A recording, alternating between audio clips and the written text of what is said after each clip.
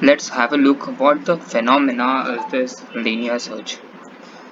Actually, linear search is very interesting as some of them we all have used linear search. Okay, with examples we can say, let's take an example. I gave you a bunch of keys and you have a lock in front of you, and I told you you have to open that lock with the keys that I have provided to you. So, and you aren't aware about that keys and you haven't used them anytime.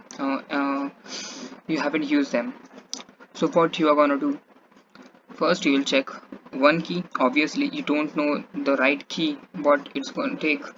So you will first check the one key, then another key, then another, and then till you get the answer, till you get the lock open, or till the keys in the bunch aren't get used. Means you haven't used them all till then. And that actually is a linear search. That actually is linear search where you are gonna where you repeat.